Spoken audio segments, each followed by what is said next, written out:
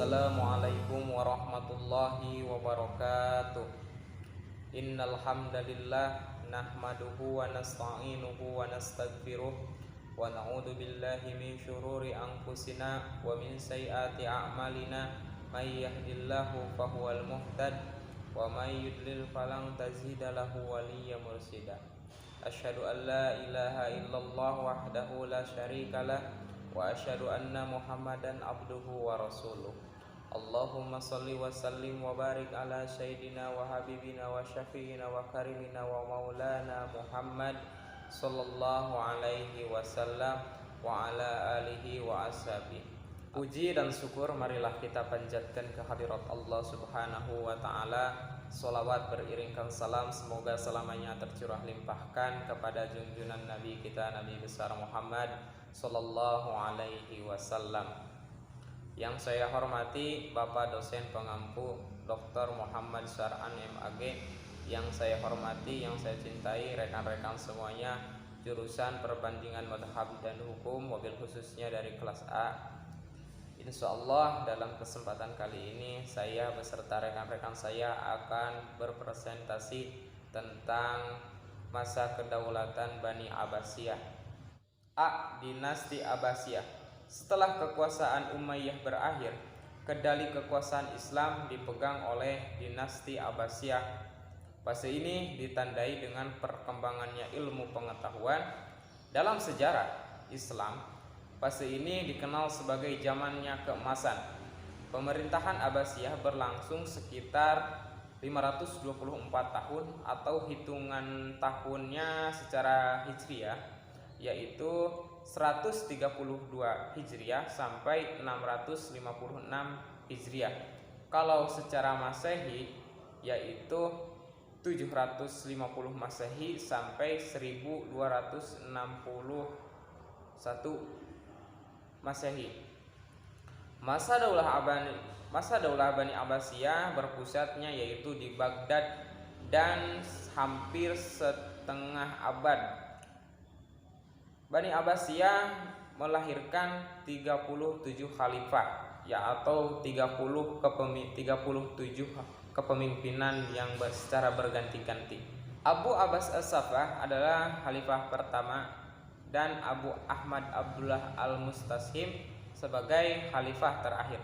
Tempo waktu yang begitu lama ini menyebabkan para pengkaji sejarah atau para ahli sejarah berbeda-beda dalam membagi pemerintahan Bani Abbasiyah. Untuk menyesuaikan dengan pembahasan, penulis membaginya menjadi dua periode, yaitu pada masa Abbasiyah pertama dan masa Abbasiyah kedua, yakni munculnya para mujtahid dan munculnya para ruh taklid. Dengan merujuk pada periode ini akan dilihat bagaimana perkembangan hukum Islam dan pelaksanaannya pada masa Abbasiyah. Yang selanjutnya materi peradilan masa Bani Abbasiyah pertama yang akan dijelaskan oleh rekan saya Kang Fahri. Waktu dan tempat saya persilahkan. Selanjutnya, peradilan masa Bani Abbasiyah bertambah. Pada masa Daulah Abbasiyah, untuk para hakim tidak lagi berijtihad dalam memutuskan sebuah perkara. Akan tetapi, mereka berpedoman pada kitab-kitab mazhab yang 4 atau lainnya. Nah, dengan demikian, syarat hakim yang dimana harus mujtahid itu telah ditiadakan. Kemudian di masa ini juga organisasi kehakiman mengalami perubahan. Di antaranya yakni diadakan jabatan penuntut umum atau disebut dengan kejaksaan. Dan di samping itu juga dibentuk instansi Diwan Qadi Al-Qudo. Baik, saya akan sebutkan sebagai berikut. Yang pertama, Diwan Qadi Al-Qudo, yang dimana fungsi dan tugasnya mirip dengan Departemen Kehakiman yang dipimpin oleh Qadi Al-Qudo, yakni Ketua Mahkamah Agung. Jadi semua badan-badan pengadilan dan badan-badan lainnya yang ada hubungannya dengan kehakiman berada di bawah Diwan Qadi Al-Qudo ini. Kemudian yang kedua, Qado Al-Aqali, yakni hakim provinsi yang mengetuai pengadilan tinggi. Kemudian yang ketiga, Qudo al-Amsor, yaitu hakim kota yang mengetuai pengadilan negeri atau al-Qodo atau yang disebut dengan al-Hisbah. Kemudian keempat, al-Sutoh al-Qodoiyah, yaitu jabatan kejaksaan di ibu kota negara dipimpin oleh al-Mudail Umi, yakni jaksa agung, dan tiap-tiap kotanya itu dipimpin oleh naib umi atau yang disebut dengan jaksa. Nah, dari penjelasan tadi, apabila diidentikan dengan Indonesia, pada zaman Abbasiyah juga sudah ada Mahkamah Agung dan Jaksa Agung, serta peradilan-peradilan di tingkat provinsi dan kota atau kabupaten. Artinya, setiap wilayah sudah memiliki peradilan. Adapun badan-badan peradilan pada zaman Abbasiyah ini dibagi menjadi 3 macam. Sebagai berikut saya akan sebutkan. Yang pertama yakni Al-Qodo. Badan di sini hakimnya bergelar Al-Qodi, yang dimana bertugas mengurus perkara-perkara yang berhubungan dengan agama pada umumnya.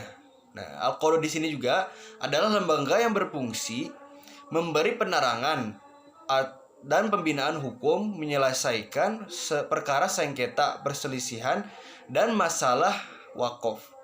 Nah, pada masa Abbasiyah juga setiap perkara diselesaikan dengan berpedoman pada mazhab masing-masing yang dianut oleh masyarakat.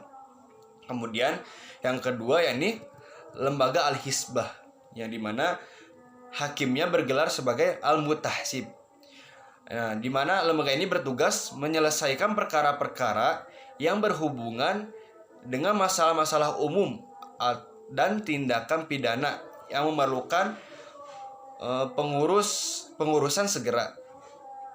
Tugas pejabat al-Hisbah adalah amar ma'ruf nahi munkar yang berkaitan dengan hak Allah, hamba Allah, dan atau hak kedua-duanya. Kemudian yang ketiga, wilayat al-Muzallim. Hakim yang di sini bergelar Sohibul atau Qodi al-Muzallim, yaitu kekuasaan pengadilan yang lebih tinggi dari kekuasaan hakim dan muhtasib, yang bertugas memeriksa kasus-kasus yang tidak masuk dalam wewenang hakim biasa.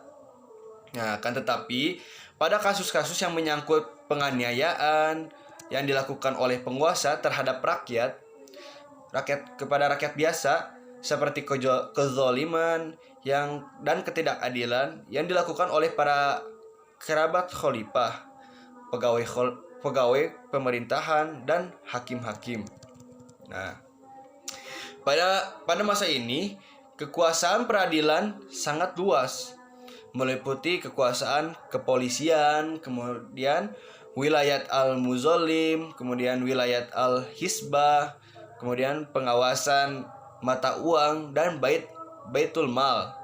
Nah, kemudian di samping itu juga ada juga lembaga tahkim atau lembaga hukum yang berwenang menyelesaikan kasus-kasus yang terjadi. Ada pula lembaga tahkim atau disebut dengan lembaga fatwa. Walaupun tidak dapat disamakan secara 100%, dalam memeriksa perkara, hakim boleh berijtihad. Walaupun secara administratif, para hakim diperintahkan oleh khalifah untuk menyelesaikan perkara dengan berpegang pada mazhab yang ada. Itulah peradilan masa Bani Abbasiyah pertama. Akan memaparkan sedikit tentang peradilan Islam masa Abbasiyah kedua. Peradilan Islam pada masa Abbasiyah kedua ini mengalami perubahan yang cukup bisa dibilang besar, terkhusus perubahan yang terjadi pada organisasi peradilan Islam itu sendiri di Bani Abbasiyah kedua ini. Kita fallback dulu sebentar tentang Diwan Qodi Al-Qudoh, yang mana Diwan Qodi Al-Qudoh ini yang bisa disebut dengan Departemen Kehakiman, yaitu pusat kehakiman di masa Bani Abbasiyah pertama. Dewan Qadi Al-Qudoh ini dipimpin oleh Qadi Al-Qudoh atau Kejaksaan Agung atau Kehakiman Agung. Nah, di masa Bani Abbasiyah pertama, Departemen Kehakiman ini atau Dewan Qadi Al-Qudoh ini, yaitu pusat dari kehakiman, memimpin seluruh badan-badan peradilan atau badan-badan kehakiman yang berada di Bani Abbasiyah. Semisal Badan Kehakiman Provinsi atau disebut dengan Al-Qudoh Al-Aqwali. Terus Badan Kota atau yang disebut dengan Al-Qudoh Al-Amsar. Kedua ini berada di bawah Qadi Al-Qudoh. Nah, di masa Bani Abbasiyah kedua ini mengalami perubahan, yang mana Qadi Al-Qudoh ini tidak lagi tempatnya tidak lagi berada di pusat, melainkan berada di berbagai daerah. Karena mengapa? Karena pada masa Bani Abbasiyah kedua ini, di tempat atau daerah-daerah yang jauh tersebut memisahkan diri dari pusat. Dalam arti mereka membuat lagi Dewan Qadi Al-Qudoh. Namun Dewan Qadi Al-Qudoh ini namanya tidak sama lagi atau berbeda-beda. Memang ada tempat-tempat yang sama Dewan Qadi Al-Qudoh. Misal contoh di Andalusia, Dewan Qadi Al-Qudoh ini sama tetapi namanya berbeda, yaitu menjadi Qudoh Al-Jamaah. Fungsinya sama yaitu badan yang pusat dari badan kehakiman atau peradilan Islam. Terus pada masa ini juga mengalami perubahan dalam sistem hakim, yang mana hakim-hakim pada masa ini memutuskan perkara pada mazhab-mazhab dengan secara taklid atau disebut dengan hakim muqallid. Kita kembali dulu kepada zaman Abbasiyah pertama, peradilan pada zaman masa Abbasiyah pertama. Pada masa Abbasiyah pertama, hakim-hakim memutuskan suatu hukum menurut dengan empat madhab atau madhab yang lainnya. Makanya pada Imam Yusuf Qadi pada masa atau Hakim Agung pada masa Abbasiyah pertama, apabila beliau tidak menemukan pendapat atau apabila beliau ada suatu masalah, lalu masalah tersebut tidak ditemukan pada pendapat yang empat madhab atau madhab yang lain, maka Abu Yusuf atau Qadi tersebut diwajibkan untuk berijtihad, yang mana harus didampingi oleh para ulama dan khalifahnya. Ya, itu pada Abbasiyah pertama. Namun di Abbasiyah kedua ini, hakim harus dicocokkan dengan mazhab di negara tersebut. Makanya hakim di Abbasiyah kedua ini tidak begitu banyak dalam memutuskannya, melainkan dibatasi dalam hal kekeluargaan, semisal pernikahan, semisalnya mungkin cerai. Makanya pada Abbasiyah kedua ini hakimnya itu hakim yang muqallid ataupun taklid pada satu imam mazhab. Nah, hakim ini pada masa Bani Abbasiyah pertama, hakim itu dipilih langsung oleh khalifah. Nah, pada masa Bani Abbasiyah kedua ini, hakim itu dipilih oleh ulama, dicocokkan dengan madhab negara tersebut. Terus perubahan yang lain pada Bani Abbasiyah ini, banyaknya daerah-daerah yang berpisah karena jarak dari pusat pemerintahan Abbasiyah yang berada di Baghdad sangat jauh dengan daerah-daerah yang bisa dibilang pelosok tersebut. Makanya banyak yang berpisah dari pusat pemerintahannya dan membuat lagi dewan-dewan di sana. Tetapi tentunya pusat pemerintahan yang satu ada di Baghdad itu sendiri. Makanya peradilan Islam pada masa ini sangat berpengaruh, karena itu pengaruh-pengaruhnya dari luarnya juga banyak sekali, dari para ulama juga banyak sekali. Saya di sini akan menjelaskan tentang kebijakan peradilan masa Abbasiyah. Adapun kebijakan peradilan pada Bani Abbasiyah itu ada 6 lembaga ya. Yang pertama itu lembaga Qadi Al-Qudu, yang kedua itu wilayah Hisbah, dan yang ketiga itu wilayah Al-Mazalim, yang keempat itu Mahkamah Al-Askariyah, yang kelima itu Badan Arbitrase, dan yang keenam itu tempat persidangan. Adapun yang pertama itu lembaga Qadi Al-Qudu atau yang disebut oleh kita itu Mahkamah Agung. Nah, meskipun cara politis Al-Qadi Al-Qudu itu diangkat dengan kedudukannya berada di bawah sultan ketika itu, tetapi sebenarnya ia adalah penyimbang kekuasaan sultan dan pelaksana kekuasaan lainnya seperti Diwan Al-Waziriat. Dan mengingat sultan sebagai pemegang kekuasaan tertinggi tidak mungkin melaksanakan seluruh kekuasaan negara. Karena itu beberapa kekuasaan eksekutif kemudian didelegasikan kepada pelaksanaan kekuasaan lainnya. Lembaga Qadi Al-Qudu yang merupakan instansi tertinggi dalam peradilan, kalau untuk zaman sekarang bisa disebut sebagai Mahkamah Agung. Badan hukum ini diputuskan pendirinya sejak masa Harun Ar-Rasyid yang berkedudukan di ibu kota negara dengan tugas sebagai pengangkat hakim-hakim.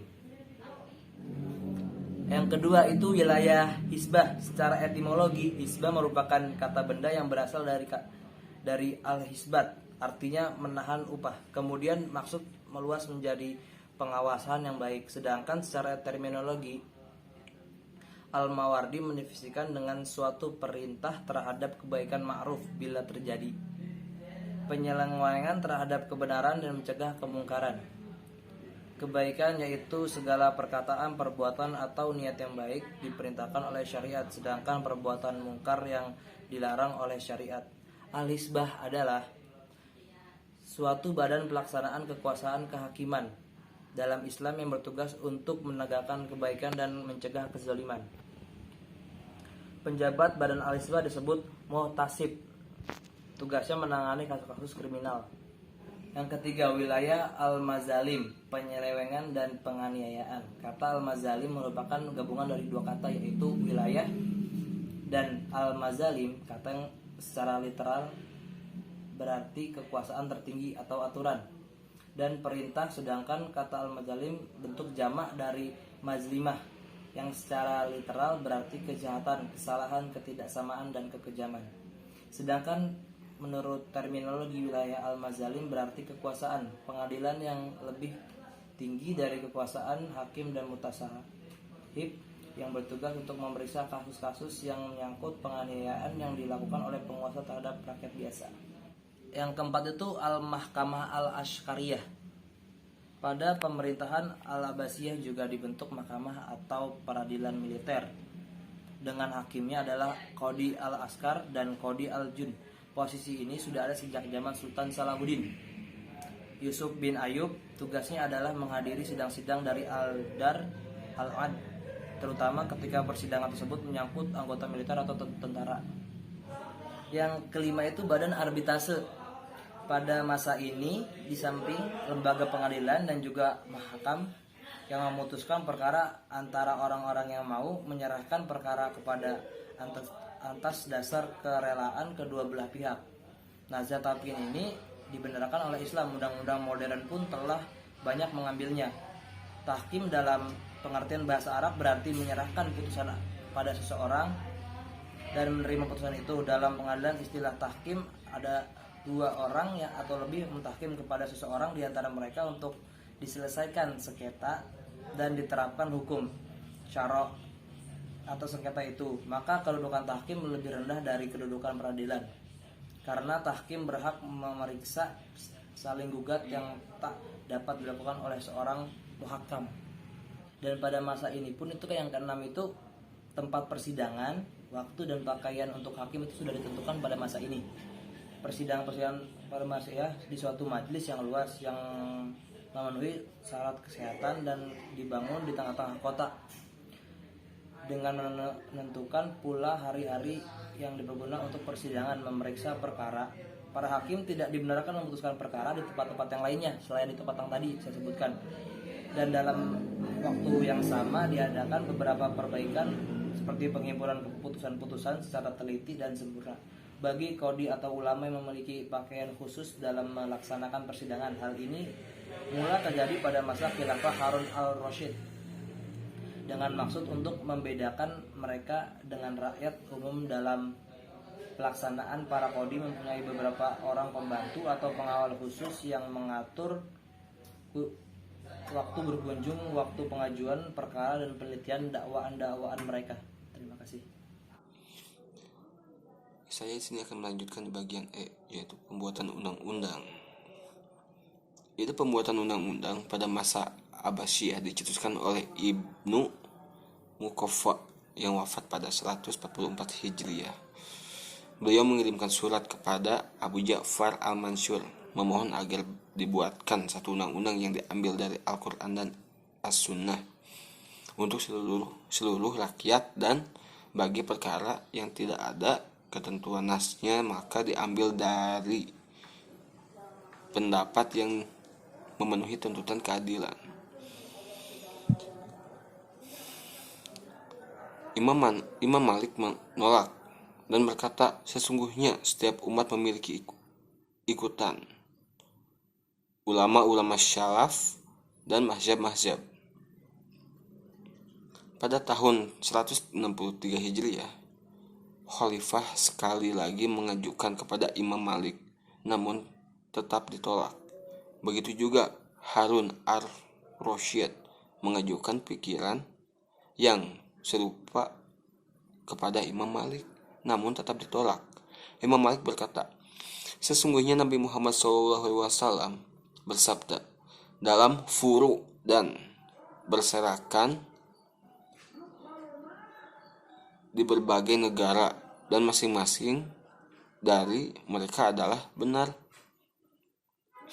Uraian di atas menunjukkan bahwa Ibnu Muqawwaf menginginkan ada satu peraturan yang terkodifikasi yang bersumber dari Al-Quran dan Sunnah, dan perkara yang tidak ada ketentuan nasnya maka diambil dari pendapat yang memenuhi tuntutan keadilan dan kemaslahatan umat. Namun ide pembuatan undang-undang tersebut ditolak oleh Imam Malik. Ini merupakan bahwa setiap perkara yang ada merujuk pada Al-Quran dan As-Sunnah, dan perkara yang tidak ada ketentuan nasnya maka diambil dari ijtihad para ulama dari masing-masing imam mazhab, karena setiap imam mazhab itu mempunyai pendapat dan ijtihadnya masing-masing. Sekian presentasi dari kelompok kami. Mohon maaf atas segala kekurangan dan kesalahannya. Semoga bermanfaat bagi kita semua. Amin ya Allah ya Rabbal Alamin. Assalamualaikum warahmatullahi wabarakatuh.